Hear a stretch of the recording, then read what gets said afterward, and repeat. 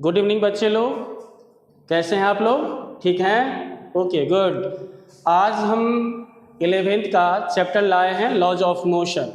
जो आपको CUET हो या फिर NDA हो या फिर नीट हो या JEE मेंस हो, इन सब के लिए ये चैप्टर काफ़ी इम्पोर्टेंट है। देखा जाए तो नीट में इससे 3% क्वेश्चन पूछे जाते हैं, JEE मेन में 2 क्वेश्चन होते हैं और मोस्ट ऑफ एग्जामिनेशन में इस चैप्टर से क्वेश्चन पूछे ही जाते हैं। और रहा 11th 12th की बातें, तो 11th 12th में भी मोस्ट ऑफ चैप्टर्स में इसके क्या है, एप्लीकेशंस हैं, है ना। इसलिए इस वीडियो को आप लोग देखेंगे और अशोका इंस्टीट्यूट से बने रहेंगे। तो आइए हम लोग स्टार्ट करते हैं 11th का chapter laws of motion. Newton's laws of motion.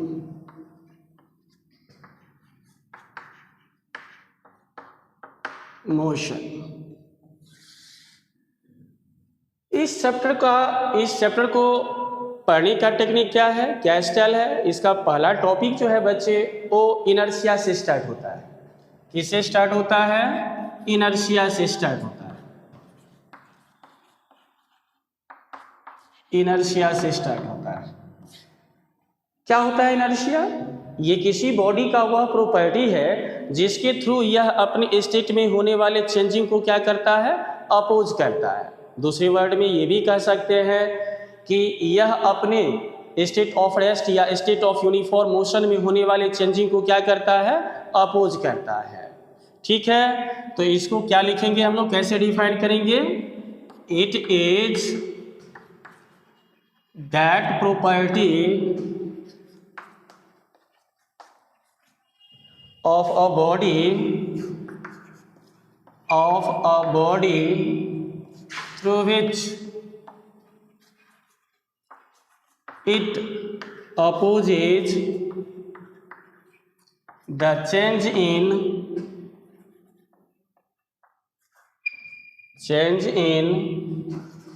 state of rest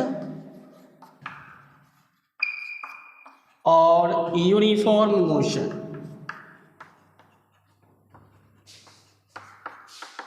uniform motion. Clear? अब इसके टाइप्स पे हम लोग फोकस करते हैं। तो इनर्शिया जो होता है वो 3 टाइप के होते हैं। कितने टाइप के होते हैं बच्चे लोग? 3 टाइप के होते हैं। पहला होता है इनर्शिया ऑफ एरेस्ट, दूसरा टाइप है इनर्शिया ऑफ मोशन, और थर्ड जो इसका टाइप है वो इनर्शिया ऑफ डायरेक्शन है। Inertia of direction, inertia of direction. चलिए इसको नोट कीजिए आप लोग।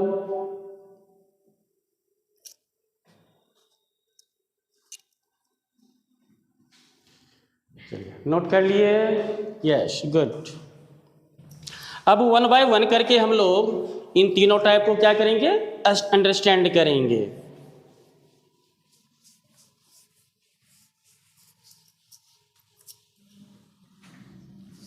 आइए, inertia of rest.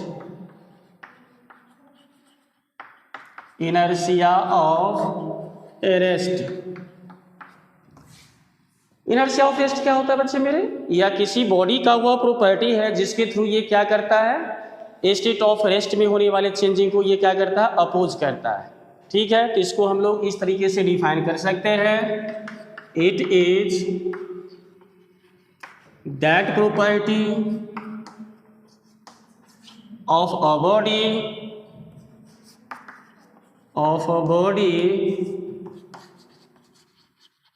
through which it opposes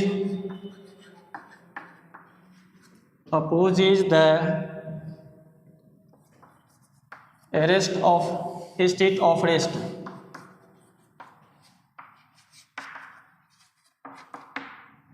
ठीक है, ये मतलब रेस्ट का जो पोजीशन है इसमें होने वाली चेंजिंग को क्या करता है, अपोज करता है। एग्जाम्पल के तौर पे हम लोग एवरीडे लाइफ में बहुत सारे ऐसे एग्जाम्पल हैं जिसको ले सकते हैं।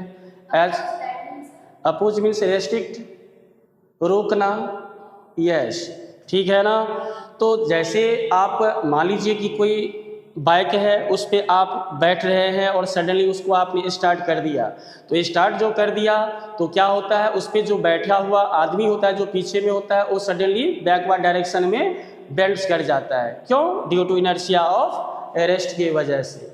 जैसे दूसरा एग्जाम्पल, जैसे ब्लैंकेट है, ब्लैंकेट को जब आप क्या करते हैं, स्टिक से बीट करते हैं, तो उसमें जो डस्ट पार्टिकल्स होते हैं वह उससे अलग हो जाता है। यहाँ भी क्या है, इनर्शिया ऑफ रेस्ट वर्क कर रहा है। वो कैसे? जब आप ब्लैंकेट को क्या करते हो, स्टिक से बीट करते हो, तो बीट के दौरान ब्लैंकेट मोशन में आ जाता है, बट उसमें जो पार्टिकल्स होते हैं, डस्ट पार्टिकल्स, वो इनर्शिया ऑफ रेस्ट की वजह से रेस्ट में रहना चाहता है, इसलिए वह अपने पोजीशन पर बने रहता है। और due to the under of action of gravity ये क्या होता है, अर्थ सरफेस पे फॉल कर जाता है और जो ब्लैंकेट होता है वो डस्ट लेस हो जाता है। तो एग्जाम्पल में बहुत सारे एग्जाम्पल आप ले सकते हैं जो एवरीडे लाइफ में भी हैपन होता है। तो इस तरह से इनर्शिया ऑफ रेस्ट को हमने क्या किया, अंडरस्टैंड कर लिया। दूसरा है बच्चे मेरे inertia of motion. Inertia of motion, inertia of motion को कैसे डिफाइन करोगे? बस इसमें स्टेट ऑफ रेस्ट है और उसमें क्या करोगे, स्टेट ऑफ यूनिफॉर्म मोशन लिख लोगे। तो क्या लिखोगे इसको, it is that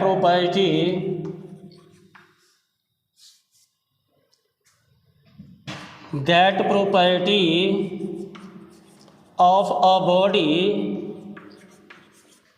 through which it opposes the state of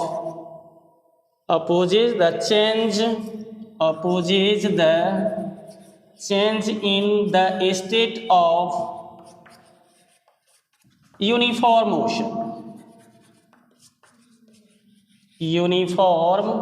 motion, ठीक है। यहाँ भी आप अपोजेज द चेंज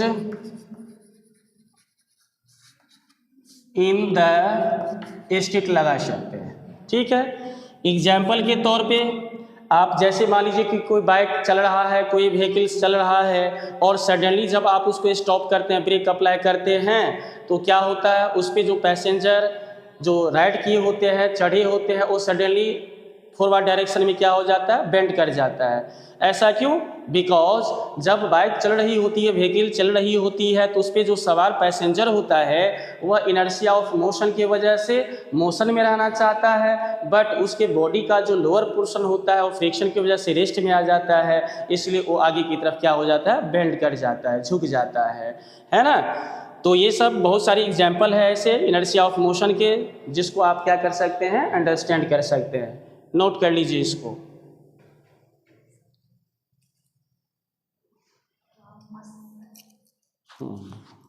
नोट कर लिए? गुड। अब हम लोगों को क्या देखना है, inertia of direction. Inertia of direction क्या होता है बच्चे लोग? इसमें क्या होता है, बॉडी जो होती है वह अपने डायरेक्शन ऑफ मोशन को मेंटेन करके रखता है या फिर उसको मेंटेन करके रखने की उसमें टेंडेंसी होती है। चलिए इसको अंडरस्टैंड करते हैं। Third type inertia of direction. Inertia of direction, inertia of direction, inertia of direction लिखेंगे आप सारे बच्चे। It is that property of a body, बैठ जाइए शांति से, that property of a body through which it opposes the change in change in the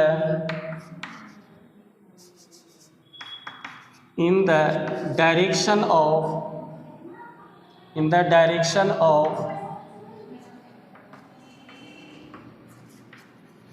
motion। ठीक है, as for example में जैसे सपोज कीजिए कि किसी स्टोन को मैंने क्या किया, एक थ्रेड से या स्ट्रिंग से ज्वाइन कर दिया और उसको हॉरिजॉन्टल सर्किल में क्या कर रहे हैं, घुमा रहे हैं। अगर बाय द वे अगर स्ट्रिंग ब्रेक कर जाएगा तो ये स्टोन क्या करेगा, टेंजेंट के डायरेक्शन में मूव करते हुए ग्राउंड सरफेस पे फॉल कर जाएगा। तो यहाँ पे क्या हो रहा है कि स्टोन जो है अपनी डायरेक्शन ऑफ मोशन को मेंटेन करके रख रहा है। आपको मैंने बताया है सर्कुलर मोशन में 11th में, है ना, क्या कि ऑब्जेक्ट जो होता है जब सर्कुलर पाथ पे मूव करता है तो उसके वेलोसिटी का डायरेक्शन किधर होता है, टेंजेंट के डायरेक्शन में। तो यहाँ पर आपने क्या ऑब्जर्व किया कि जब स्ट्रिंग ये ब्रेक कर जाता है तो इसमें जो स्टोन आपने बांध के रखा है ये क्या होता है, ये टेंजेंट के डायरेक्शन में मूव करने लगता है। तो इस एग्जाम्पल से ये प्रूफ होता है कि है ना, ये जो है आपको इनर्शिया ऑफ एन डायरेक्शन को क्या कर रहा है, प्रूफ कर रहा है, बता रहा है। तो ये हो गया आपको इनर्शिया ऑफ डायरेक्शन। चलिए, अब इनर्शिया ऑफ डायरेक्शन के बाद लॉज ऑफ मोशन में आपको आ जाता है Newton's first law of motion. Newton's first law of motion. चलिए, Newton's first law of motion. Law of motion क्या है बच्चे मेरे, ये Newton's first law of motion ये स्टेट करता है कि in the absence of external force और body in rest remains at rest और moving with uniform velocity moves with uniform velocity in straight line. कहने का मतलब जब तक कोई ऑब्जेक्ट पे आप एक्सटर्नल फोर्स अप्लाई नहीं करोगे तो वह रेस्ट में रहेगा तो रेस्ट में ही रहेगा, और अगर स्ट्रेट लाइन में यूनिफॉर्म वेलोसिटी से मूव कर रहा है तो मूव करता रहेगा। ठीक है ना, तो आप इसको इस तरीके से लिख सकते हैं, in the absence of external force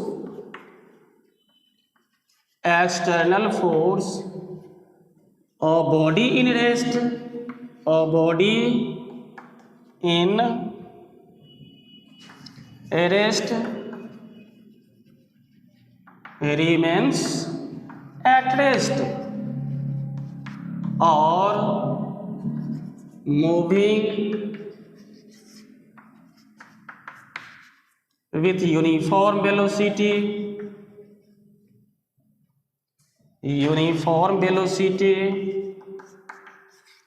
in a straight line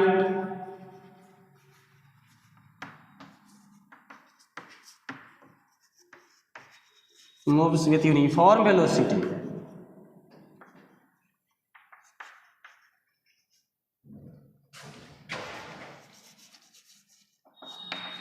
clear. तो ये जो हमने Newton first law of motion जो लिखा ये देखा जाए तो लंबा सेंटेंस है और कुछ बच्चे को इस चीज़ को समझने में थोड़ी बहुत परेशानी भी हो सकती है।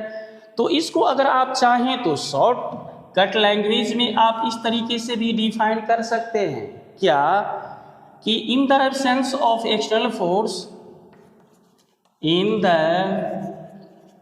एब्सेंस ऑफ एक्सटर्नल फोर्स और body is unaccelerated, absence of external force or body is unaccelerated, body is unaccelerated। बच्चे मेरे जब तक ऑब्जेक्ट पे फोर्स अप्लाई नहीं होगा तब तक ऑब्जेक्ट में एक्सलेशन नहीं होगा, मतलब वेलोसिटी में कोई चेंजिंग नहीं होगा। तो यही Newton first law of motion कह रहा है कि अगर आप किसी ऑब्जेक्ट पे एक्सटर्नल फोर्स अप्लाई नहीं कर रहे हो तो उस कंडीशन में ऑब्जेक्ट में कोई एक्सलेशन नहीं होगा। दैट मीन्स ऑब्जेक्ट का वेलोसिटी या तो कांस्टेंट होगा या फिर जीरो होगा। मेरे कहने का मतलब ये है कि जीरो जब होगा तो ऑब्जेक्ट स्टेट को मेंटेन करके रखेगा, और अगर कांस्टेंट होगा तो कांस्टेंट वेलोसिटी से क्या करेगी, स्टेट पाथ पे मूव करती रहेगी, है ना। तो देखा जाए तो ये सेकेंड जो डिफिनेशन जो लिखा है Newton first law of motion का, ये अपने आप में स्टैंडर्ड को मेंटेन कर रहा है, कम लैंग्वेज में, कम वर्ड में क्या कर रहा है, सारी चीज़ों को क्या कर रहा है, अपने आप में, है ना, समेट रहा है। तो हम कह सकते हैं कि ये डिफिनेशन क्या है, अच्छा है।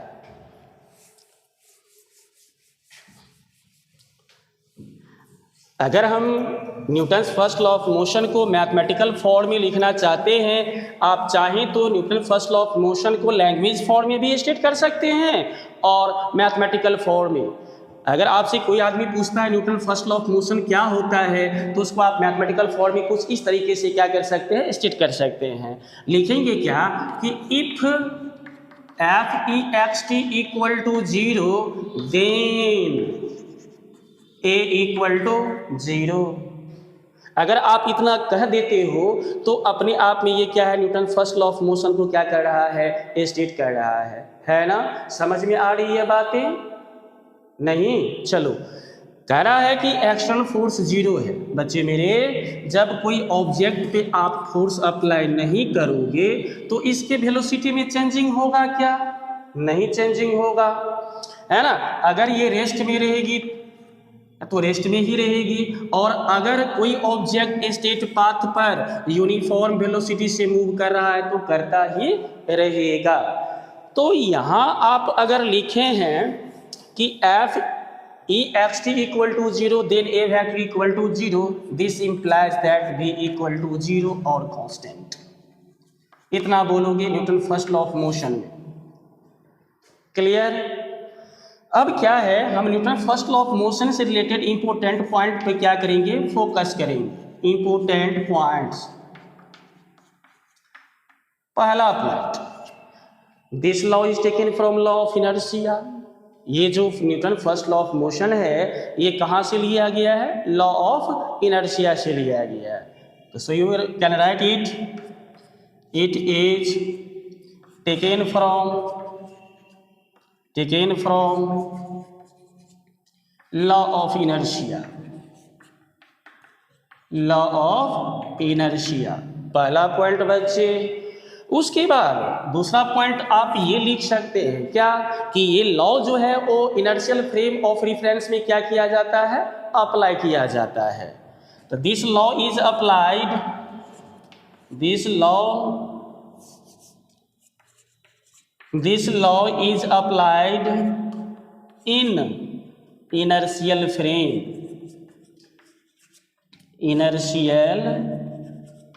फ्रेम।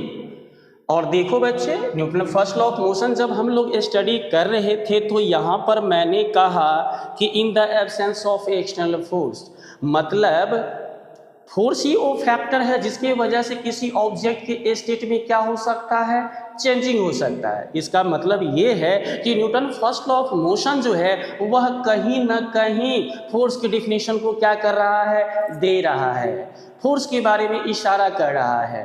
तो so we can write third point, what this law gives us the definition of what, force. Okay, तो आप थर्ड पॉइंट में लिखोगे कि this law gives us the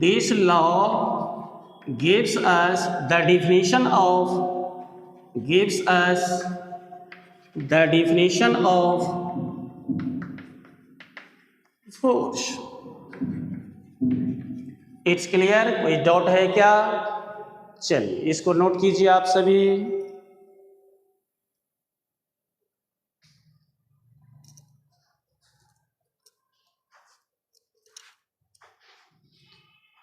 okay, yes. अब Newton's first law of motion read करने के बाद बच्चे मेरे सेकंड लॉ पर हम लोग को चलना है, लेकिन Newton's second law of motion को अंडरस्टैंड करने के लिए हम लोगों को क्या करना होगा, मोमेंटम के कंसेप्ट को समझना होगा। अगर मोमेंटम के कंसेप्ट को हम नहीं समझते हैं तो न्यूटन के सेकेंड लॉ ऑफ मोशन को अंडरस्टैंड नहीं कर सकते। तो आइए अब हम स्टार्ट करते हैं मोमेंटम टॉपिक। मोमेंटम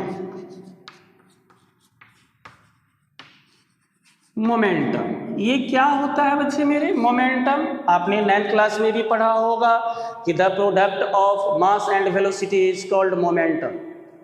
तो हम लोग लिखेंगे यही लैंग्वेज इसके डिफिनेशन में कि the product of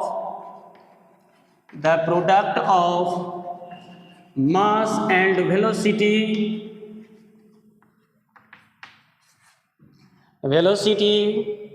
is called momentum.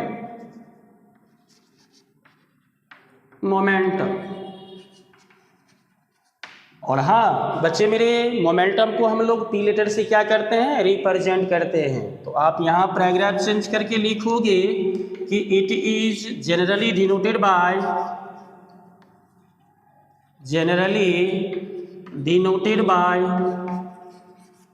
P. Therefore, on the basis of definition, we can write its mathematical formula as what? Therefore, P equal to क्या होगा? mv होगा। स्केलर फॉर्म में मोमेंटम का formula आप इस तरह से बोलेंगे और वेक्टर फॉर्म में आप इस तरह से बोलेंगे P vector equal to m into V vector. ये फार्मूला बता रहा है बच्चे मेरे, वेक्टर फॉर्म में जो फार्मूला मैंने मोमेंटम का लिखा ये बता रहा है कि मोमेंटम का डायरेक्शन किधर होगा? वेलोसिटी के डायरेक्शन में। जो वेलोसिटी का डायरेक्शन होगा वही मोमेंटम का डायरेक्शन होगा। Okay, now we have to focus on the important points related to momentum. कहने का मतलब बच्चे अब हम लोगों को मोमेंटम से संबंधित इंपॉर्टेंट पॉइंट पे क्या करना है? फोकस करना है। तो सबसे पहला पॉइंट जो होगा इसका इंपोर्टेंट पॉइंट्स, पहला पॉइंट्स आप लिखेंगे सारे बच्चे कि it is a vector quantity. क्या है ये? It is a vector quantity.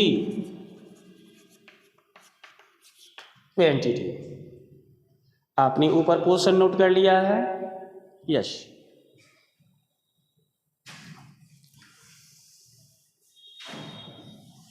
Vector quantity है ये। दूसरा पॉइंट आप लिखेंगे बच्चे क्या? It's SI unit. It's SI unit क्या होगा? अगर फार्मूला है हमारे पास तो उसका यूनिट इजीली में क्या कर सकते हैं? निकाल सकते हैं। तो जैसा कि मैंने आप लोगों को बताया कि मोमेंटम का formula P equal to m into भी होता है। तो मास का क्या होगा? Kilogram KG. और यहाँ पे क्या है? वेलोसिटी है। तो वेलोसिटी का क्या होगा? मीटर पर सेकेंड। थर्ड पॉइंट हम लोग लिखेंगे इट्स डायमेंशन।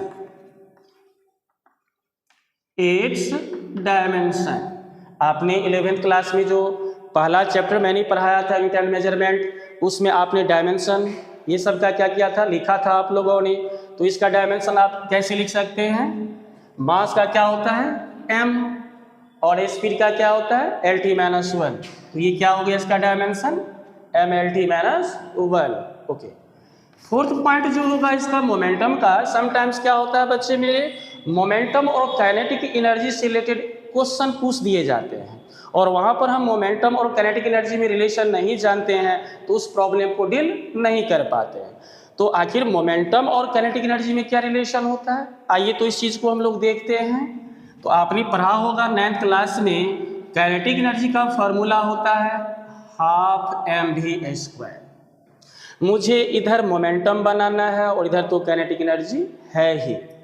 अगर इसमें हम राइट साइड में मैथमेटिकल ऑपरेशन ये करें, क्या ये हाफ है, हमने नीचे में m से मल्टीप्लाई कर दिया, तो मैथमेटिक्स कहता है कि अगर आप मल्टीप्लाई करते हैं नीचे में तो ऊपर में भी मल्टीप्लाई करना होगा। दूसरे वर्ड में हम ये कह सकते हैं कि मास से हमने डिवाइड किया तो मास से हमको क्या करना होगा? मल्टीप्लाई भी करना होगा। तो ऊपर में आपको mv² है और एक m से हमने और मल्टीप्लाई कर दिया। तो ये देखिए आप लोग क्या बन गया यहाँ m² v² by 2m। प्यारे बच्चों, जैसा कि आप जानते हैं मोमेंटम का formula P equal to M भी होता है, तो इस टर्म को हम लिख सकते हैं K equal to m into V the whole square by 2m, and it is nothing else but what? It is momentum. Therefore finally we can write for kinetic energy K equal to P square by 2m, and it is the required relation between kinetic energy and momentum, and with the help of this formula you can solve such type of problem. और momentum के लिए अगर आप लिखना चाहते हैं तो क्या होगा, 2mk का अंडर रूट। It's clear? किसी को कोई दिक्कत? ओके ठीक है, नोट कीजिए इसको।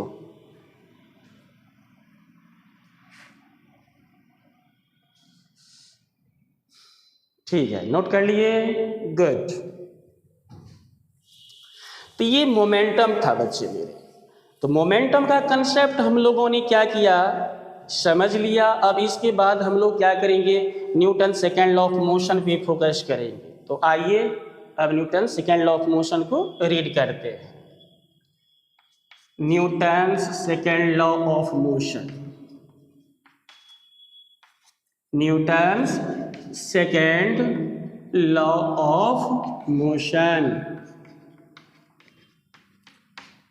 क्या होता है बच्चे मेरे। जैसा कि मैंने फर्स्ट लॉ ऑफ मोशन में कहा था कि किसी ऑब्जेक्ट के स्टेट में चेंजिंग करना होता है तो उस पर हम एक्सटर्नल फोर्स क्या करते हैं, अप्लाई करते हैं। जब तक उस बॉडी पे, किसी भी बॉडी पे एक्सटर्नल फोर्स आप अप्लाई नहीं करोगे तो उसके स्टेट में चेंजिंग नहीं होगा। स्टेट भी mean here state of rest और state of uniform motion.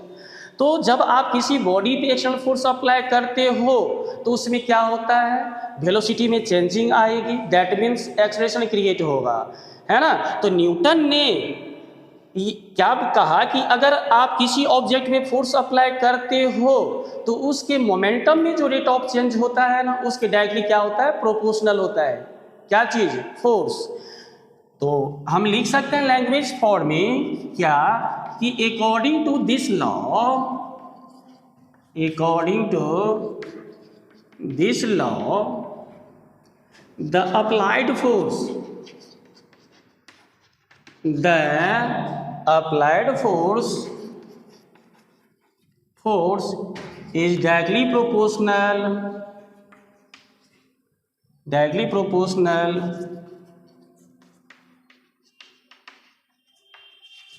to the rate of change in momentum, to the rate of change in momentum। अगर इस लॉ को अगर हम लोग मैथमेटिकल फॉर्म में लिखेंगे तो क्या लिखेंगे, that is F is proportional to dp upon dt, where dp upon dt is what, instantaneous rate of change in momentum with respect to time। आप सारे बच्चे जानते हैं जब हम प्रोपोर्शनलिटी साइन को क्या करते हैं, रिमूव करते हैं तो सम कांस्टेंट देना होता है। तो इसको आप फर्दर लिख सकते हो कि dp upon dt। और प्यारे बच्चों इसको फर्दर हम लोग लिखेंगे F इक्वल टू के।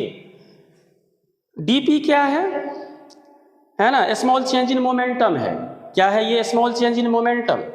अगर p के लिए अगर आप क्या यूज करते हो, m भी, चूंकि फार्मूला होता है तो ये चीज फर्दर हम लोगों को क्या देगा कि मास कांस्टेंट है। जब आप mv को क्या करोगे, डिफरेंशिएशन करोगे तो डिफरेंशिएशन का फंडा है, जो कांस्टेंट होता है उसको डिफरेंशिएशन से बाहर निकाल लेते हैं। तो m को आप बाहर निकाल लो और D by D T of भी।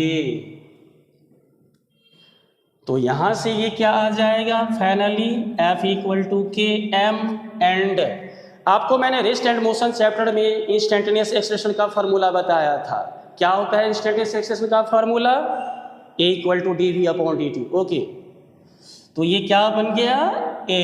तो अगर इसमें हम K की वैल्यू 1 पुट करें तो F इक्वल टू क्या हो जाएगा, ma। और यही क्या है, न्यूटन के सेकेंड लॉ ऑफ मोशन का फॉर्मूला है।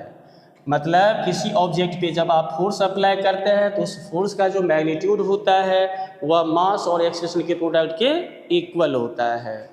और यहाँ से बच्चे अगर आप एक्सेलरेशन के लिए एक्सप्रेशन लिखना चाहेंगे तो A इक्वल टू क्या होगा, F/m। नोट कीजिए इसको।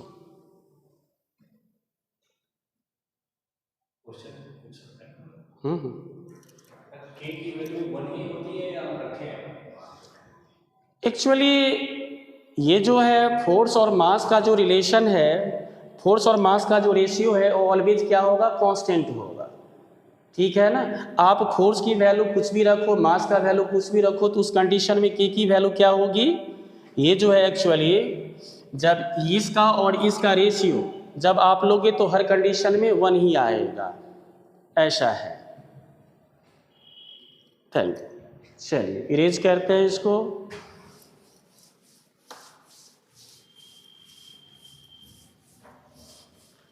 गुड क्वेश्चन बच्चे लोग। के की वैल्यू 1 ही क्यों रखा? अगर आप m इंटू ए का वैल्यू निकालते हो और f की वैल्यू आपको गिवन है तो उस कंडीशन में दोनों का रेशियो ऑलवेज कांस्टेंट आएगा और वो 1 के बराबर होगा, इसलिए मैंने एज्यूम किया कि equal to 1। Now Newton second law of motion से रिलेटेड हम लोग क्या करते हैं, इंपॉर्टेंट पॉइंट पे फोकस करते हैं। Important points,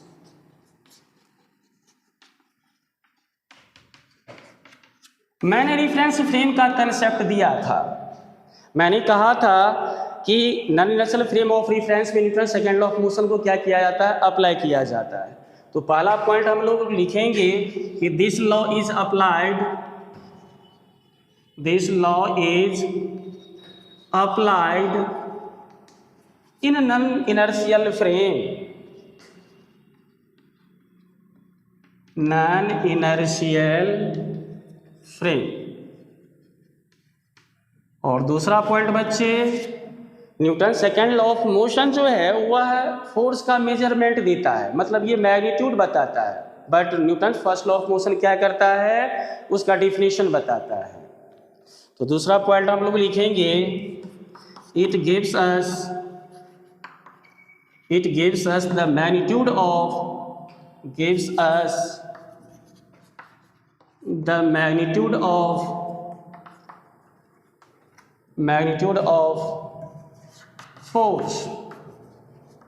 Okay, so these are the point related to Newton's second law of motion. Write it. Non inertial frame क्या होता है? ऐसा रिफरेंस फ्रेम जिसमें क्या होता है, ऑब्जेक्ट के पास एक्सेलरेशन होता है, उसी को नॉन इनर्शियल फ्रेम कहेंगे। बच्चे नॉन इनर्शियल फ्रेम जो होता है ये कोई भारी भरकम चीज़ नहीं है, कुछ भी हो सकता है। आप भी हो सकते हो, कोई ट्रेन भी हो सकता है, कोई व्हीकल भी हो सकता है। ऐसा ऑब्जेक्ट, वो लिविंग थिंग्स भी हो सकते हैं और नॉन लिविंग थिंग्स भी हो सकते हैं। तो ऐसा थिंग जिसमें क्या है, एक्सेलरेशन है, मतलब जिसका velocity time to time change कर रहा है, उस सिस्टम को, उस ऑब्जेक्ट को हम क्या कहेंगे, non inertial frame of reference कहेंगे, है ना। तो उस कंडीशन में हम लोग क्या करते हैं, Newton second law of motion को अप्लाई करते हैं, Newton first law of motion को अप्लाई नहीं कर सकते। यही कहने का सेंस है। There are two types of reference frame. मैंने बताया था कि रेस्ट एंड मोशन जो ये पैरामीटर है, इसको डिफाइन करने के लिए हम लोगों को क्या करना होता है, रेफरेंस फ्रेम को अंडरस्टैंड करना होता है ना। गुड, पूछिए। हाँ,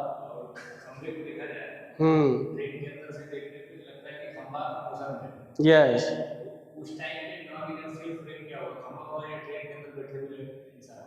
देखिए ट्रेन के अंदर क्या है, इंसान बैठा है, ट्रेन की velocity time to time change कर रही है, नहीं कर रही है, कर रही है चेंज। तो इसके लिए है ना, इसको हम क्या कहेंगे, नॉन इनर्शियल फ्रेम कह सकते हैं। अब रहा बात, बाहर में कोई खंभा है या पिलर है या ट्री है, अगर वो है ना बैकवर्ड डायरेक्शन में आपको मूव करती हुई नजर आएगी, तो अगर आप नॉन इनर्शियल फ्रेम हैं तो उसकी भी वेलोसिटी, यहाँ रिलेटिव वेलोसिटी का कंसेप्ट है, उसकी भी वेलोसिटी टाइम टू टाइम आपको चेंज नजर आएगा। तो हम कह सकते हैं कि वो पिलर भी आपके लिए नॉन इनर्शियल फ्रेम होगा, है ना। यस, बट अगर ट्रेन क्या हो रहा है, यूनिफॉर्म वेलोसिटी से मूव कर रहा है, उस कंडीशन में इस सिस्टम को आप क्या कहेंगे, इनर्शियल फ्रेम, और उसकी वेलोसिटी जो होगी वो चेंज नहीं करेगा, कांस्टेंट वेलोसिटी से पीछे भागता हुआ नजर आएगा। ठीक है, चलिए, तो ये इंपॉर्टेंट पॉइंट्स था Newton second law of motion से रिलेटेड। Okay, any problem? चलिए, धन्यवाद। अब बच्चे मेरे हम लोग क्या करेंगे, थर्ड लॉ ऑफ मोशन पर फोकस करेंगे, Newton's third law of motion. Next topic क्या है हमारा, Newton's third law of motion.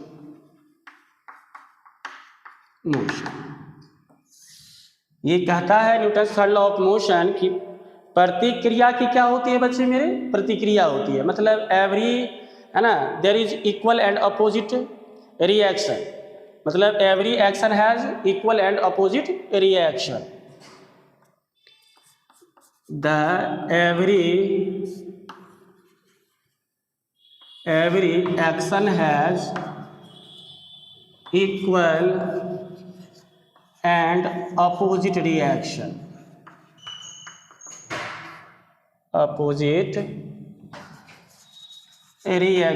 ये कह सकते हैं आप। इजी लैंग्वेज में ऐसे भी बोल सकते हैं, action and reaction are equal and opposite in direction. The action and reaction are equal and opposite in direction।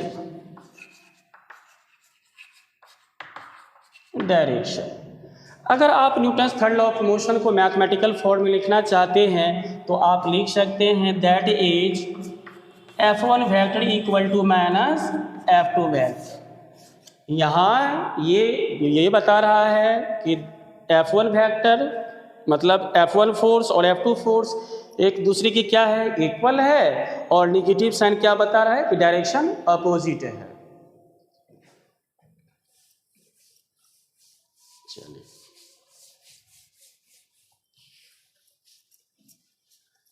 अब Newton's third law of motion से रिलेटेड इंपॉर्टेंट पॉइंट को देखिए, इंपॉर्टेंट पॉइंट्स। यहां एक्शन और रिएक्शन जो है बच्चे मेरे, ये क्या है, दो फोर्स है ना, ये केमिस्ट्री का कोई रिएक्शन वेक्शन नहीं है, ऐसा ना सोचे, this two are the forces. तो यहां लिखेंगे इजी लैंग्वेज में आप कि the action and the reaction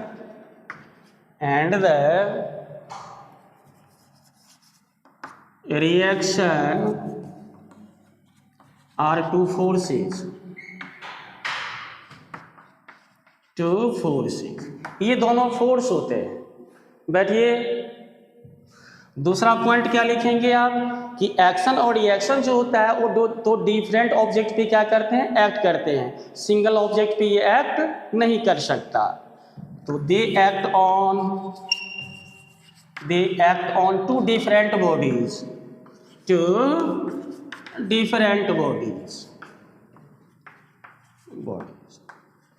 और हाँ, थर्ड पॉइंट बच्चे बड़ा इंटरेस्टिंग है, सोचने वाली बातें भी है।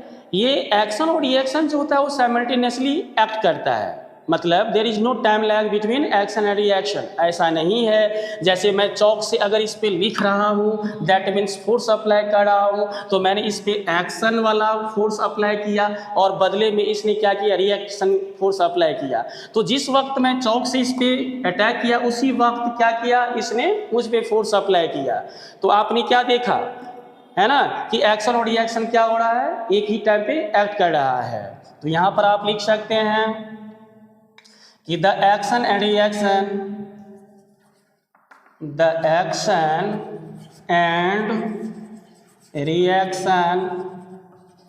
एक्ट साइमल्टेनियसली,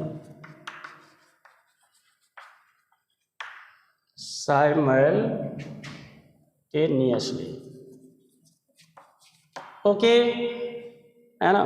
तो यही सब इंपॉर्टेंट पॉइंट्स हैं न्यूटन्स लॉ ऑफ मोशन से related, third law of motion से रिलेटेड, इसको नोट कीजिए।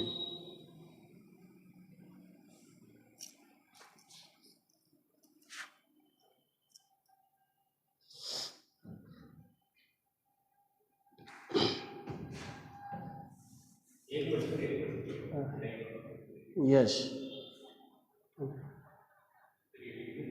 अच्छा लिख रहे हैं, नोट कीजिए।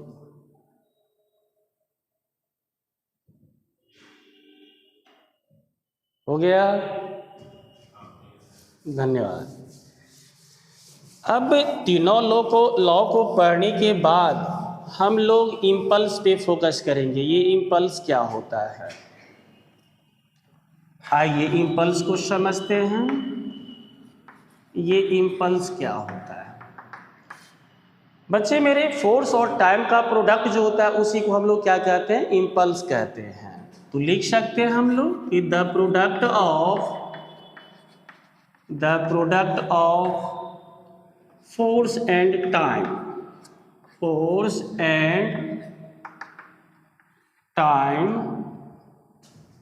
Is called impulse.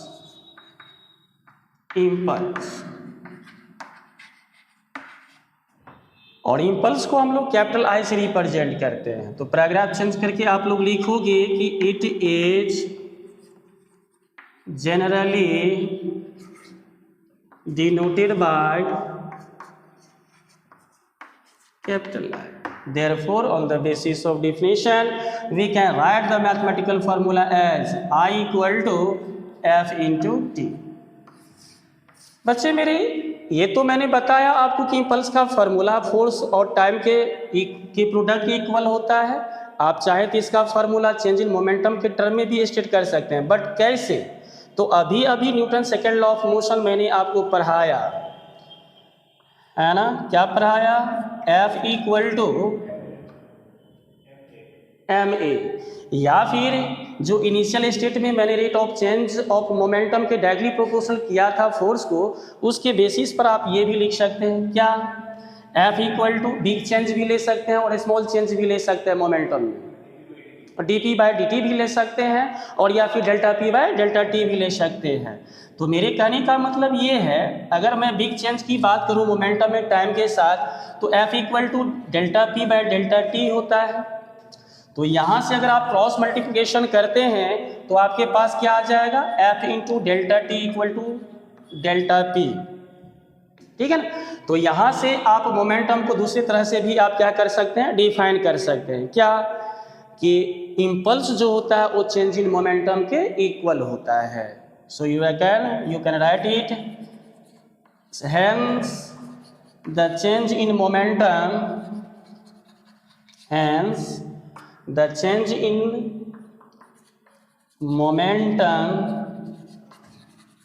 is also known as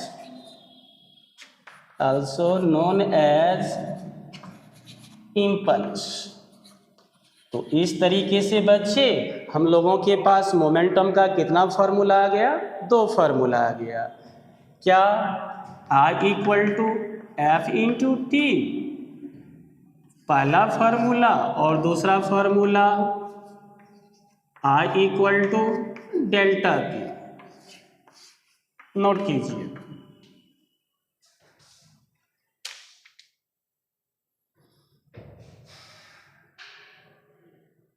okay, note कर लिए? ठीक।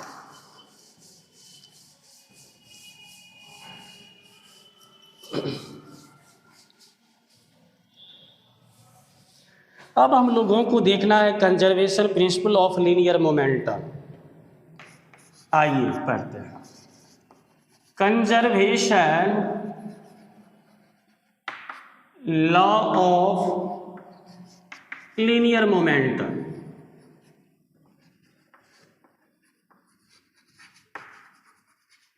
ये क्या कहता है बच्चे? जब तक आप किसी ऑब्जेक्ट पे एक्शन फोर्स अप्लाई नहीं करते हो तब तक उस ऑब्जेक्ट के मोमेंटम में कोई चेंजिंग नहीं होगा। अगर सपोज करो वो रेस्ट में है तो रेस्ट में ही रहेगा, और कांस्टेंट वेलोसिटी से मूव कर रहा है तो कांस्टेंट वेलोसिटी से वो मूव करता रहेगा। मतलब उसके वेलोसिटी में भी चेंजिंग नहीं आएगी और ना उसमें उसके मोमेंटम में भी टाइम के साथ कोई चेंजिंग नहीं आएगी। Any problem? यस, ऐसा कुछ नहीं है। Zero is also a numerical value, zero is something है। अगर मोमेंटम जीरो है दैट मीन्स ऐसा न कहें कि मोमेंटम है ही नहीं, है बट जीरो है। हाँ,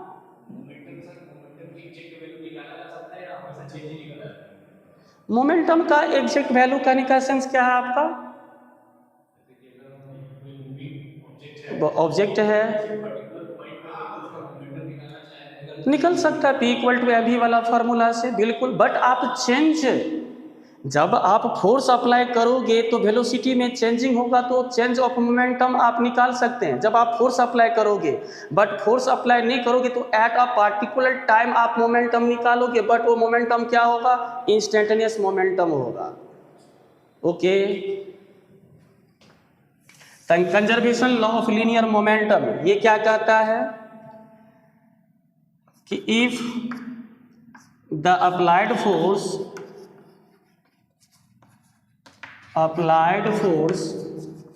on a body is equal to zero,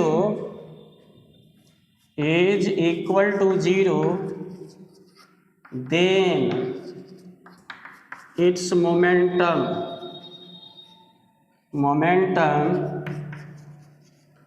remains constant,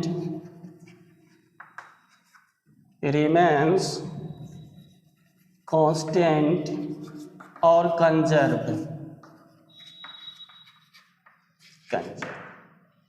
ठीक है, इसको आप मैथमेटिकली भी क्या कर सकते हैं? प्रूफ कर सकते हैं। वो कैसे? देखिए, Newton second law of motion से मैंने पढ़ाया, आप लोगों को बताया कि F जो होता है वो dp/dt होता है। अगर k की वैल्यू यहाँ 1 अगर हम लेते हैं, अब according to this law, this principle, but कि अप्लाइड फोर्स क्या है? जीरो है। तो यहाँ पे अप्लाइड फोर्स को अगर आप जीरो कर देते हैं तो क्या होगा? dp/dt equal to zero.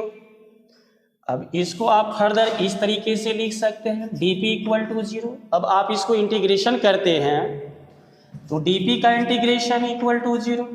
Suppose कर रहे हैं कि ये स्मॉल चेंज इन मोमेंटम जो है ये मोमेंटम में चेंज है, और सपोज कर रहे हैं कि ये कहाँ से कहाँ चेंज कर रहा है? P1 to P2। तो dp का इंटीग्रेशन आप लोग जानते हैं P होता है, तो यहाँ से इसको P लिखेंगे और लोअर लिमिट और upper limit equal to zero. तो यहाँ से बच्चे मेरे क्या इंप्लाई करेगा ये? P2 minus P1 equal to zero. ये कह रहा है कि पार्टिकल का या बॉडी का इनिशियल मोमेंटम और फाइनल मोमेंटम क्या है? इक्वल है। That means change in momentum क्या है? जीरो। तो अगर P1 और P2 इक्वल है तो या क्या हो सकता है? या तो P जीरो होगा या फिर आप क्या कहेंगे? कांस्टेंट होगा। ठीक है, कोई प्रॉब्लम? चलिए, धन्यवाद। नोट कर लिए हैं? ओके। अब ये सब पढ़ने के बाद बच्चे आता है मैकेनिक्स में प्रॉब्लम सॉल्व करने का तरीका, कि मैकेनिक्स में प्रॉब्लम को हम सॉल्व कैसे करेंगे। इसके लिए मेथड्स कुछ हम आपको बता रहे हैं। इस मेथड को आप क्या करोगे? पढ़ोगे और समझने की कोशिश करोगे। अगर ये मेथड्स अगर आपको नहीं आते हैं तो आप मैकेनिक्स में प्रॉब्लम को सॉल्व नहीं कर पाओगे। तो आइए, न्यूटन्स लॉज ऑफ मोशन का जो नेक्स्ट टॉपिक है ये है methods to solve the problem in mechanics. Methods to solve the problems in mechanics.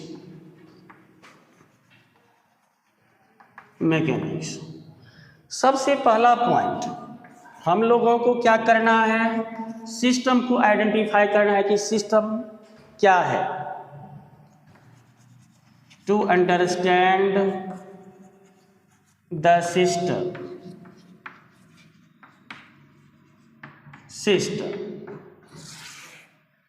हम लोगों को प्रॉब्लम जब सॉल्व करना होता है तो सबसे पहले सिस्टम पे फोकस करते हैं, सिस्टम को पहचानने का काम करते हैं। अब सिस्टम को पहचानने की बात तो दूर रही, जब हम सिस्टम ही नहीं समझेंगे तो सिस्टम को कैसे पहचानेंगे? तो हमारा पहला टास्क क्या है कि सिस्टम को क्या करें, पहले हम समझें। तो what is system dear students? System क्या होता है? सिस्टम को कुछ इस तरीके से फिजिक्स में हम डिफाइन करते हैं, अ पार्टिकल और combination of several particles is called a system. एक पार्टिकल या फिर कई पार्टिकल का जो कॉम्बिनेशन होता है उसी को हम लोग सिस्टम कहते हैं। ठीक है ना। पार्टिकल का क्या कंसेप्ट है, आपको मैंने जब काइनेमेटिक्स पढ़ाया था तो वहाँ पर पार्टिकल का कंसेप्ट दिया था। क्या दिया था, याद है क्या, कि कोई भी ऑब्जेक्ट जो डिस्टेंस या डिस्प्लेसमेंट कवर करता है, वो डिस्टेंस और डिस्प्लेसमेंट अगर ऑब्जेक्ट के कंपैरिजन में काफ़ी लार्जर है तो उस कंडीशन में उस ऑब्जेक्ट को हम क्या कह देते हैं, पार्टिकल कह देते हैं। हम लोग अर्थ को भी पार्टिकल कह देते हैं जब उसके मोशन को क्या करना होता है, स्टडी करना होता है। तो मैं ऐसा न सोचे कि मैं जब सिस्टम को डिफाइन कर रहा हूँ तो पार्टिकल कह रहा हूँ तो वो छोटी ऑब्जेक्ट होगी और बड़ी ऑब्जेक्ट होगी तो उसको सिस्टम नहीं कहेंगे। नहीं, ऐसा काम नहीं करना। ठीक है ना। मैं भी एक सिस्टम हूँ, ये हाथ में जो मेरे पास चौक है ये भी सिस्टम है, ये क्लासरूम भी सिस्टम है। देखा जाए बच्चे तो ये यूनिवर्स ही एक सिस्टम है ना। तो चलिए इसको हम लोग इस तरीके से डिफाइन करेंगे। अ पार्टिकल और combination of several particle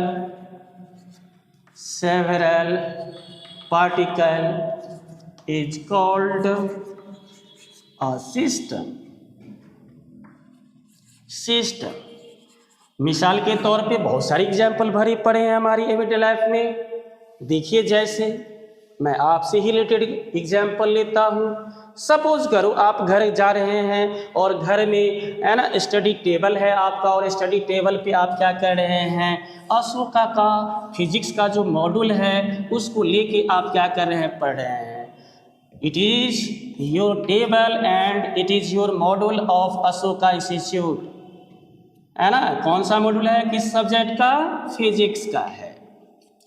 तो अगर किसी ने हमसे पूछा कि बताइए यहाँ सिस्टम किसको कहेंगे, तो ये टेबल है बच्चे मेरे और ये फिजिक्स का जो किताब है, ये दोनों मिलके क्या किया, एक सिस्टम का फॉर्मेशन किया। Example number 1। Example number 2, suppose करो ये कोई सपोर्ट है और इससे कोई स्ट्रिंग क्या हो रहा है, लटक रहा है, और इसे आपने क्या कर दिया, स्मॉल एम मास के ऑब्जेक्ट को आपने लटका दिया। तो यहाँ पर सिस्टम को आइडेंटिफाई करना है हमको, तो स्ट्रिंग प्लस ये स्मॉल मास एम वाले जो ऑब्जेक्ट है, यही दोनों मिलकर के क्या किया, सिस्टम का फॉर्मेशन किया। बहुत सारे एग्जाम्पल है। थर्ड एग्जाम्पल ऐसा लिया जा सकता, मान लीजिए ये हॉरिजॉन्टल सरफेस है, इस पे आपने एक ब्लॉक लिया, इसमें एक रस्सी बांध दिया और ये दोनों सिस्टम को आप एक रस्सी के सहारे खींचे जा रहे हैं।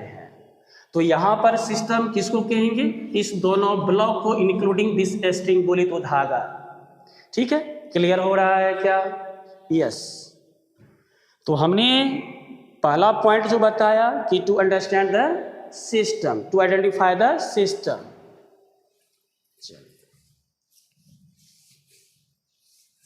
अब दूसरा है to identify the forces. Forces को क्या करना है, सिस्टम को आइडेंटिफाई करने के बाद आप फोर्स पे फोकस करोगे कि सिस्टम पे कौन कौन से फोर्स एक्ट कर रहे हैं, फोर्सेज। तो दूसरा पॉइंट है हमारा टू आइडेंटिफाई द फोर्सेज।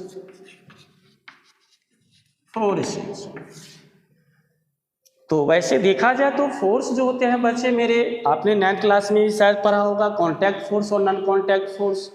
ऐसा फोर्स जो ऑब्जेक्ट के फिजिकल कांटेक्ट से लगता है उसको कांटेक्ट फोर्स कहते हैं, और ऐसा फोर्स जो विदाउट फिजिकल कांटेक्ट एक दूसरे पे अप्लाई करते हैं ऑब्जेक्ट, उसको आप क्या कहते हैं, नॉन कांटेक्ट फोर्स। जैसे नॉन कांटेक्ट फोर्स के एग्जाम्पल क्या है, आपको इलेक्ट्रोस्टैटिक फोर्स हो गए, मैग्नेटिक फोर्स हो गए, ग्रेविटेशनल फोर्स हो गए, ये सब के सब क्या है, नॉन कांटेक्ट फोर्स के एग्जाम्पल है। और कांटेक्ट फोर्स में जैसे मस्कुलर फोर्स है, ये सब क्या हो गए, आपको कांटेक्ट फोर्स के एग्जाम्पल हो गए। तो वैसे देखा जाए मैकेनिक्स में एक्चुअली हम लोग जो नेचर में जो फंडामेंटल फोर्सेज हैं उस पर हम लोग फोकस करते हुए, है ना, उससे रिलेटेड जितने भी फोर्स है उसको हम लोग आइडेंटिफाई करते हैं, पढ़ते हैं, और तब जाकर के मैकेनिक्स का प्रॉब्लम क्या होता है हमसे सॉल्व हो पाता है। तो आइए फंडामेंटल फोर्सेज का बात करते हैं। तो फंडामेंटल फोर्सेज 4 हैं, 4 हैं। पहला है ग्रेविटेशनल फोर्स। पहला क्या है बच्चे मेरे, ग्रेविटेशनल फोर्स। दूसरा है आपको इलेक्ट्रोमैग्नेटिक फोर्स, इलेक्ट्रोमैग्नेटिक फोर्स। तीसरा है न्यूक्लियर फोर्स, न्यूक्लियर फोर्स। और चौथा है weak nuclear force, weak nuclear force. अब वन बाय वन करके हम लोगों को इस सारे फोर्सेज के बारे में क्या करना होगा, समझना होगा। और जब हम समझ जाएंगे तो प्रॉब्लम इजी वे में बना सकते हैं। ग्रेविटेशनल फोर्स पहले को डील करना है। ग्रेविटेशनल फोर्स, इस फोर्स के बारे में आपने 9th क्लास में पढ़ा होगा। न्यूटन्स लॉ ऑफ ग्रेविटेशन में क्या कहता है कि अगर यूनिवर्स में दो ऑब्जेक्ट है जिनके मास m1 और m2 है और उनके बीच का डिस्टेंस क्या है, r है, तो ये इस पे फोर्स ऑफ अट्रैक्शन अप्लाई करता है और ये भी इस पे force of attraction F apply करता है। देखा जाए बच्चे, ग्रेविटेशनल फोर्स हो या इलेक्ट्रिक फोर्स हो, सारे के सारे force Newton third law of motion को क्या करता है, ओबे करता है।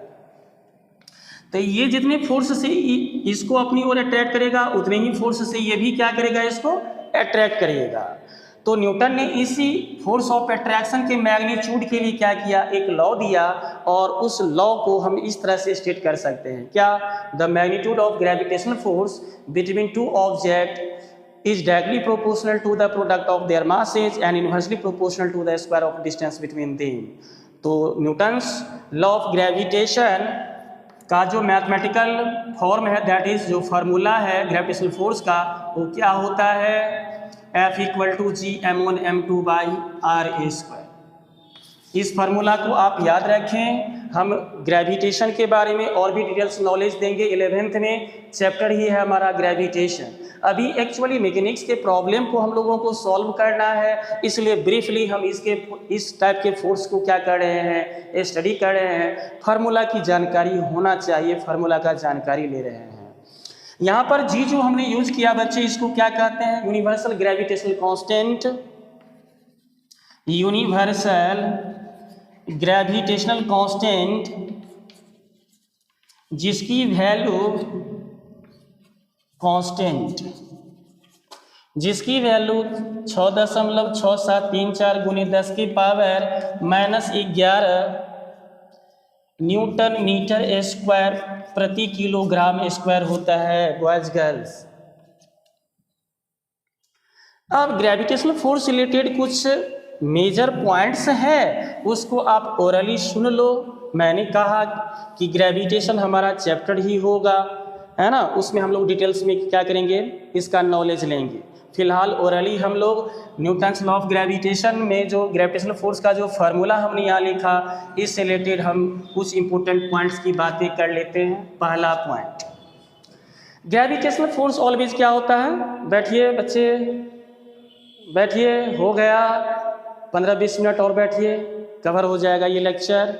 बैठिए शांतिपूर्वक, शांतिपूर्वक बैठिए। ग्रेविटेशनल फोर्स ये ऑलवेज क्या होता है, अट्रैक्टिव होता है। पहला पॉइंट क्या याद रखना है, ये ऑलवेज अट्रैक्टिव होता है। दूसरा पॉइंट, यह न्यूटन्स के थर्ड लॉ ऑफ मोशन को क्या करता है, ओबे करता है। तीसरा पॉइंट बच्चे, ये सेंट्रल फोर्स होता है। सेंट्रल फोर्स का मीनिंग क्या है कि दो ऑब्जेक्ट जो एक दूसरे पर ग्रेविटेशनल फोर्स लगाते हैं, वह दोनों के सेंटर को मिलाने वाले लाइन के अलोंग लगता है। ये शॉर्ट रेंज फोर्स भी होता है और लॉन्ग रेंज फोर्स भी होता है। छोटी दूरी पे भी काम करते हैं और, है ना, लंबी दूरी पे भी काम करते हैं। उसके बाद बच्चे नेक्स्ट पॉइंट, ये कंजर्वेटिव फोर्स होता है। क्या होता है ये, कंजर्वेटिव फोर्स। आपको ये जानकारी नहीं है, चैप्टर का नाम होगा work energy and power chapter, उसमें हम आपको कंजर्वेटिव फोर्स और नॉन कंजर्वेटिव फोर्स का आइडिया देंगे। वैसे अगर भी मैं बात कर रहा हूँ तो कंजर्वेटिव फोर्स को डील ही कर देता हूँ। बच्चे क्या होता है ना कि ऐसा फोर्स जिसके द्वारा राउंड ट्रिप में टोटल वर्क 0 होता है, उसी को हम क्या कहते हैं, कंजर्वेटिव फोर्स। जैसे इलेक्ट्रोस्टैटिक फोर्स हो गया, ग्रेविटेशनल फोर्स हो गया, ये सब क्या है, कंजर्वेटिव फोर्स के एग्जाम्पल्स हैं, है ना। तो ये कंजर्वेटिव फोर्स होता है, कौन, ग्रेविटेशनल फोर्स। ठीक है। इसके अलावे भी बहुत सारे पॉइंट्स हैं, उसको हम लोग ग्रेविटेशन चैप्टर में क्या करेंगे, डील करेंगे। फिलहाल जितना जरूरी है उस चीज़ को हम लोगों ने क्या किया, डील कर लिया। Okay, yes. आइए, ग्रेविटेशनल फोर्स के बाद आ जाता है इलेक्ट्रोमैग्नेटिक फोर्स। ये एक स्पेशल टाइप का फोर्स है। देखा जाए बच्चे तो बॉडी के पास बेसिकली दो प्रॉपर्टी होता है, एक मास वाला और एक चार्ज वाला। मास की वजह से ग्रेविटेशनल फोर्स एग्जर्ट करते हैं पार्टिकल या बॉडी, और चार्ज की वजह से क्या होता है, electromagnetic force, that is electric force apply करता है। तो ये जो दूसरा टाइप जो मैंने बताया इलेक्ट्रोमैग्नेटिक फोर्स, इलेक्ट्रोमैग्नेटिक फोर्स है ना, तो इसको लिखेंगे the force between to charge particles is called electromagnetic force, या फिर the force between to charge particles is known as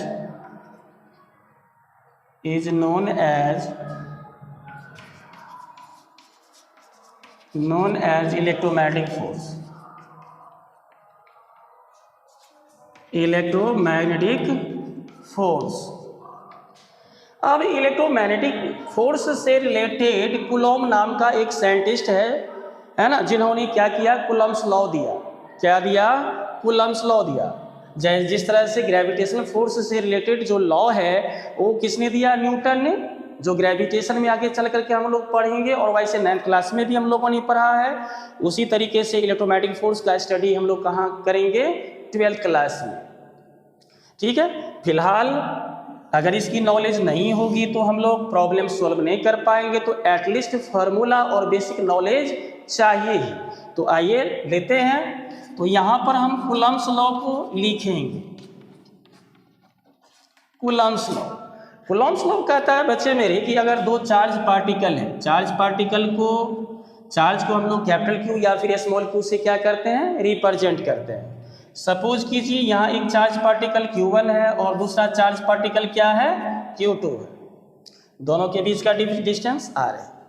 तो ये कुलम्स लॉ कहता है कि ये जो इस पे इलेक्ट्रिक फोर्स अप्लाई कर रहा है और ये जो इस पे इलेक्ट्रिक फोर्स अप्लाई कर रहा है, अगर पॉजिटिव नेचर का दोनों है तो जाहिर सी बात है रिपल्सिव फोर्स ऐड करेंगे। और हाँ, जैसा कि मैंने कहा था, इलेक्ट्रिक फोर्स हो या ग्रेविटेशनल फोर्स हो, ये न्यूटन के थर्ड लॉ ऑफ मोशन को क्या करता है, ऑबे करता है। तो ये अगर इस पे एफ फोर्स अप्लाई किया तो इतने ही अमाउंट का फोर्स ये भी इस पे क्या करेगा, अप्लाई करेगा। और इसी फोर्स के मैग्नीट्यूड के बारे में कुलॉम ने एक लॉ दिया है। क्या है वो लॉ, कहता है कि ये जो इलेक्ट्रिक फोर्स है वो चार्ज के प्रोडक्ट के डायरेक्टली प्रोपोर्शनल होता है और डिस्टेंस के स्क्वायर की इनवर्सली प्रोपोर्शनल होता है। क्लियर बच्चे। अब अगर इन दोनों रिजल्ट को हम कंबाइन करें तो हमारे पास रिजल्ट आएगा from 1 and 2 F is proportional to Q1 Q2 by R square। और यहाँ पे अगर आप प्रोपोर्शनल साइन को रिमूव करते हो तो क्या लिखोगे, के Q1 Q2 by R square. अब यहाँ पे के जो कांस्टेंट यूज किया बच्चे, इसको हम लोग कहते हैं इलेक्ट्रोस्टैटिक फोर्स कांस्टेंट, स्थिर वैद्युत बल नियतांक कहते हैं। तो आप इसको इंट्रोड्यूस कर दीजिए, where K equal to electrostatic force constant, electrostatic force constant, जिसकी वैल्यू बच्चे मेरे 9 × 10⁹ न्यूटन मीटर स्क्वायर पर कूलॉम स्क्वायर के बराबर होता है।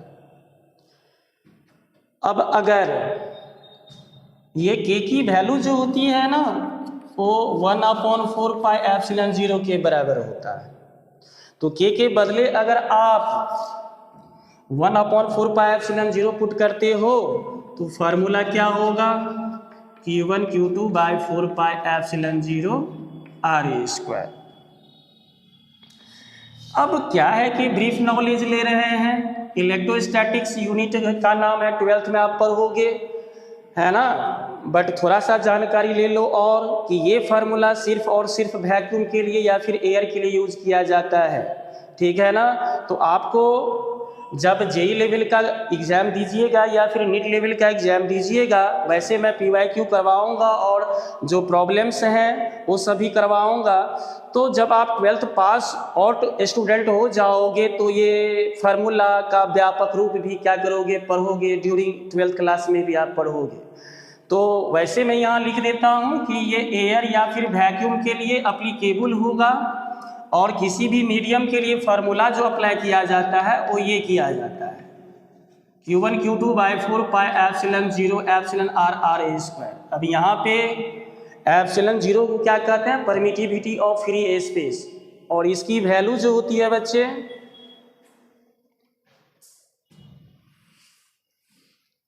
ε0 को परमिटिविटी ऑफ फ्री स्पेस कहा जाता है।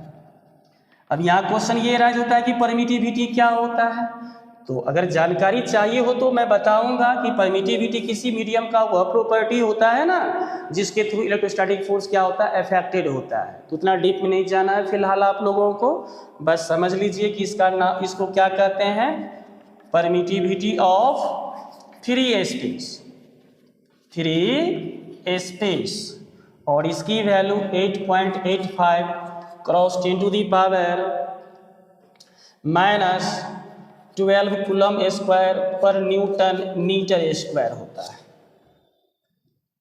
चलिए नोट कीजिए इसको। तो ये इलेक्ट्रोमैग्नेटिक फोर्स को हम लोगों ने देखा। अब इलेक्ट्रोमैग्नेटिक फोर्स के भी क्या है, एग्जाम्पल्स हैं, टाइप्स है, जैसे एज फॉर एग्जाम्पल में आ गया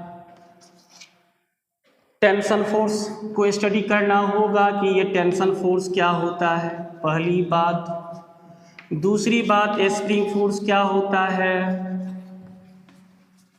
ये सब के सब इलेक्ट्रोमैग्नेटिक फोर्स के क्या है, एग्जाम्पल्स है।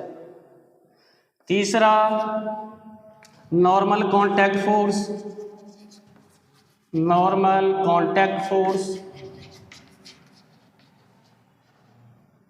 है ना। तो ये सब क्या है बच्चे मेरे, है ना, इलेक्ट्रोमैग्नेटिक फोर्स के ही सारे के सारे क्या है, एग्जाम्पल है। अब 1 बाय 1 करके इसको हम लोग क्या करेंगे, स्टडी करेंगे। तो आइए नोट कर लीजिए सबको, tension force, spring force, normal contact force.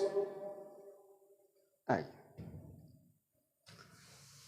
Tension force क्या होता है, जब कोई थ्रेड या स्ट्रिंग को आप स्ट्रेच करते हैं, है ना, तब उसमें जो फोर्स डेवलप होता है उसी को हम क्या कहते हैं, टेंशन फोर्स कहते हैं। टेंशन भी एक टाइप का फोर्स ही है ना। तो आप लिखेंगे व्हेन अ स्ट्रिंग और थ्रेड, स्ट्रिंग और thread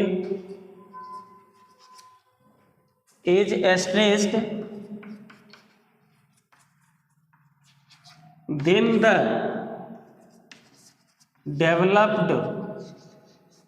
developed force is called tension force, is called tension force। और इसको प्रायः हम लोग कैपिटल T से रिप्रेजेंट करते हैं, है ना। It is denoted by capital T। Example के तौर पे जैसे मान लीजिए ये क्या है, सीलिंग है, छत है, इससे आपने क्या किया, एक थ्रेड को, है ना, लटका दिया और इससे आपने क्या कर दिया, स्मॉल मास के ब्लॉक को आप क्या कर दिए, लटका दिए।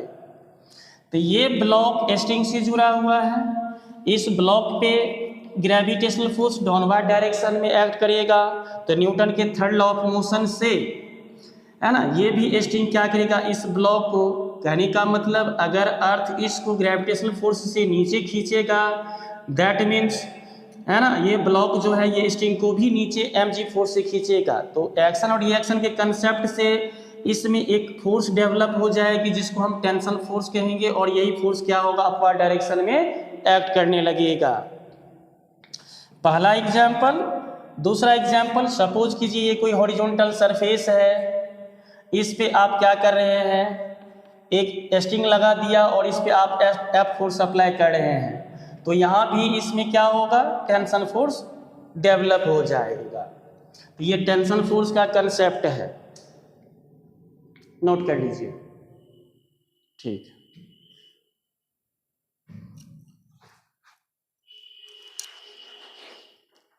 टेंशन फोर्स के बाद बच्चे आ जाते हैं स्प्रिंग फोर्स।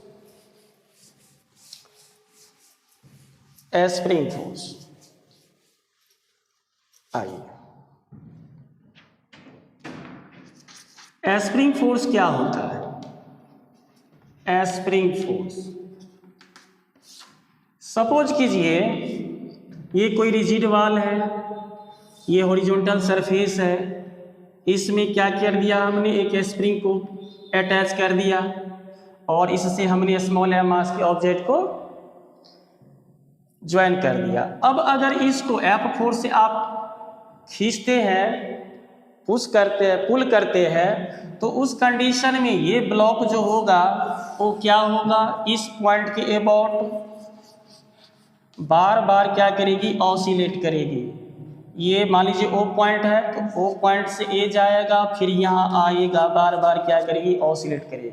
जरा सोचिए, इस पे हमने फोर्स अप्लाई करके क्या कर दिया, छोड़ दिया, तो कौन ऐसा फोर्स है जो इसको ओ पोजीशन की ओर ला रहा है, या फिर ये ओ पोजीशन को क्रॉस करके जब बी पोजीशन पे आता है तो फिर बी पोजीशन से ओ पोजीशन पर आता है।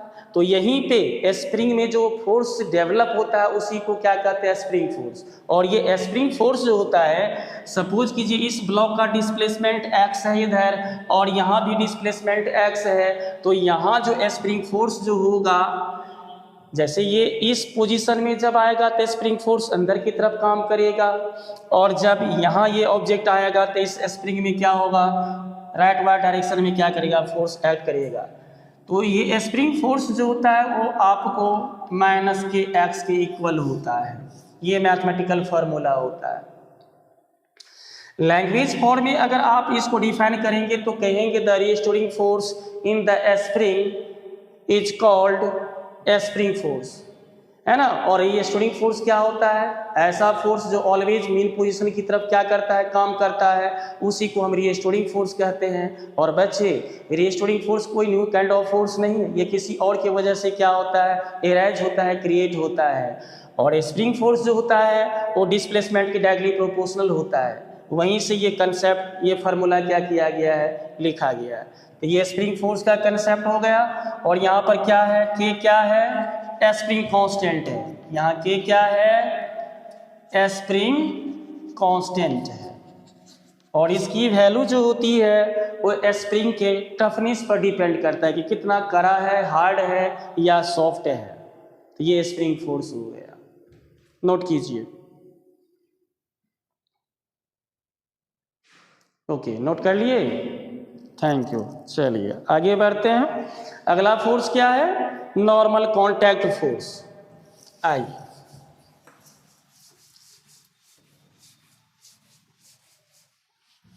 नॉर्मल कांटेक्ट फोर्स क्या होता है, थर्ड, नॉर्मल कांटेक्ट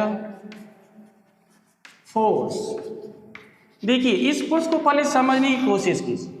क्या होता है कि जब एक बॉडी दूसरे बॉडी के कांटेक्ट में आता है, मान लीजिए ये हॉरिजॉन्टल सरफेस है और इस पे आपने क्या कर दिया, एक ब्लॉक को आपने रखा एम मास का, तो ये अपने वेट के इक्वल इसको क्या करेगा, पुश डाउन करेगा अपने वेट के इक्वल। तो न्यूटन के थर्ड लॉ ऑफ मोशन के अकॉर्डिंग ये सरफेस भी क्या करेगा, इस पे नॉर्मल डायरेक्शन में फोर्स अप्लाई करेगा, और इसी फोर्स को क्या कहेंगे हम, नॉर्मल कांटेक्ट फोर्स। ठीक है। और ये इलेक्ट्रोमैग्नेटिक फोर्स के क्या एग्जाम्पल है ना, तो ये हो गया नॉर्मल कॉन्टैक्ट फोर्स, और ये इसको नॉर्मल रिएक्शन के भी नाम से जाना जाता है, नॉर्मल रिएक्शन भी कहेंगे इसको। क्या कहेंगे? नॉर्मल रिएक्शन या फिर normal contact force, normal contact force कहेंगे। तो इसको लैंग्वेज फॉर्म में कुछ इस तरीके से लिख सकते हैं कि when a body is placed on another body, then the force applied by the another body perpendicular to the surface is called normal contact force। ठीक है ना? क्या लिखोगे? when a body is placed, when a body is placed on another body, on another body, then the force applied by, then the force applied by the second body on the first body, on the first body perpendicular to the surface, perpendicular to the surface is called normal contact force, normal contact force. Clear? Note कीजिए इसको।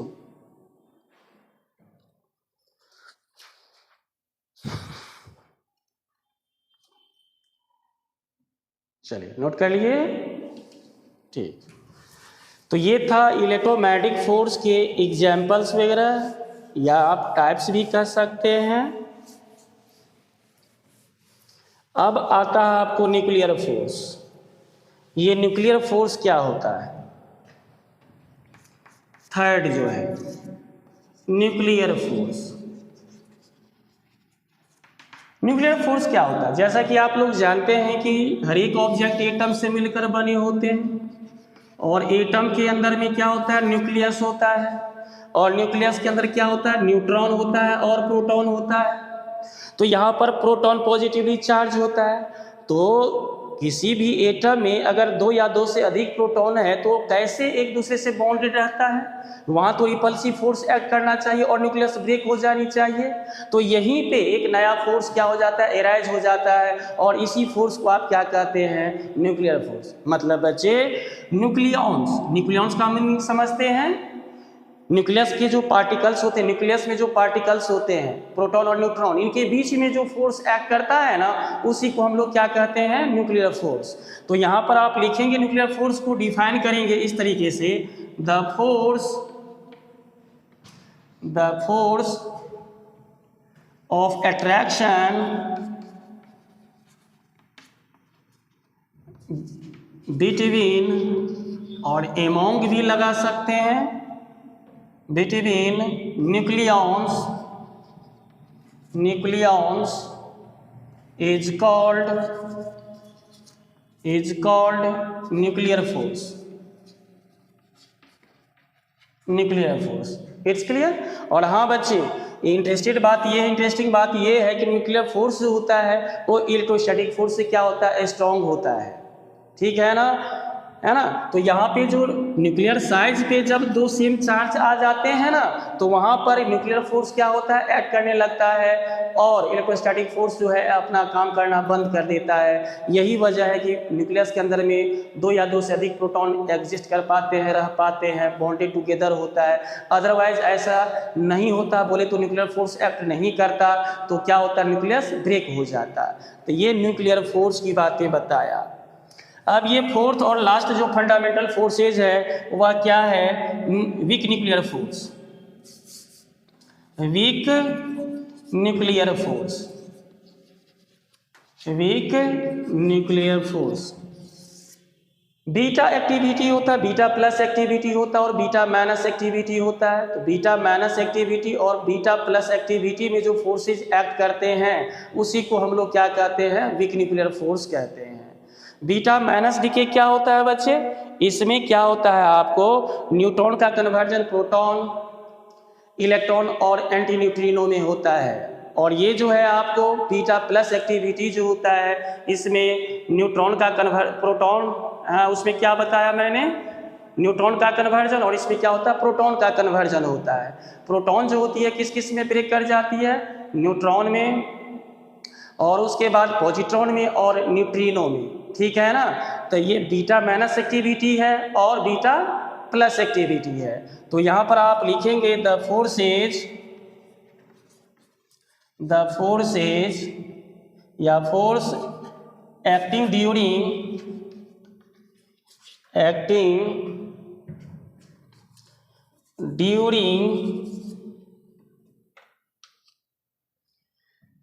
Beta minus activity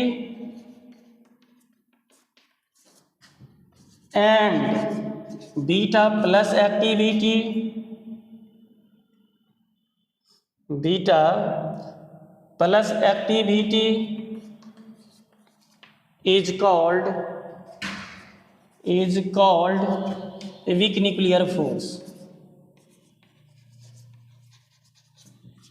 weak nuclear force. Clear? तो आज के लिए इतना ही बच्चे। हम लोग लॉज ऑफ मोशन में जो थ्योरेटिकल पोर्शन था उसको देख लिए, है ना। और इससे रिलेटेड जितने भी क्वेश्चंस हैं, जैसे नीट में पूछे गए क्वेश्चंस हैं और जेईई मेन में जो न्यूटन्स लॉज ऑफ मोशन से क्वेश्चन पूछे गए हैं, नेक्स्ट वीडियो में हम आप लोगों को उस क्वेश्चन को क्या करेंगे, सॉल्व करेंगे। सॉल्व करने का टेक्निक वगैरह सब बताएंगे, तो वीडियो ज़रूर देखिएगा, है ना। और अशोका इंस्टीट्यूट जो है उसके संपर्क में बने रहिएगा। Thank you.